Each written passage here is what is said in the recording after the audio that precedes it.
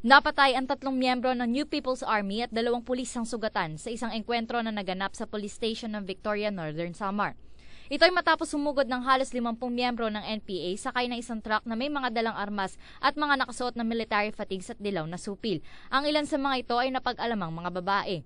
Kinikilala ang 2 pulis na nasugatan na sina Police Senior Master Sergeant Arturo Gordo Jr. at Police Senior Master Sergeant Arnold Cabacang. Nahuli naman ang isang miyembro ng NPA na kinikilalang si Aljon Tamuyang Cardenas, 18 anyos. Nangyari ang sagupaan sa rooftop ng police station kung saan nasa 15 tauhan ng PNP ang nakipagsagupaan sa mga rebelde at pinangunahan ni Officer in Charge Police Lieutenant Eladio Alo.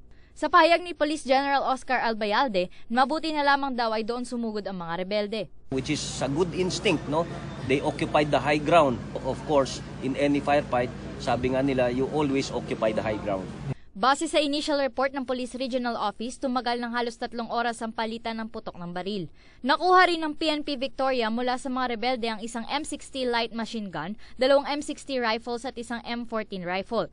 Ayon kay PNP spokesperson Police Colonel Bernard Banac, posibleng isa itong hakbang ng mga rebelde upang patuloy na ipakita ang kanilang lakas lalo tuwing sasapit ang kanilang anibersaryo na gaganapin sa March 29.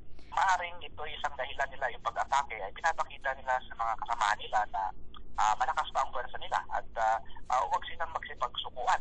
Sinisiguro ng PNP na patuloy ang investigasyon at pagtugis sa mga nakatakas na rebelde. Samantala ay kinatuwari ni Albayalde ang pagkakapanalo ng mga polis ng PNP Victoria Municipal Station sa nangyaring sagupaan. We would like to commend the Victoria Municipal Police Station, no, doon sa Samar, at nagpakita talaga sila ng tapang wherein they were harassed by more or less 50 NPA rebels, no. Sandra Cabiguez, Newslight.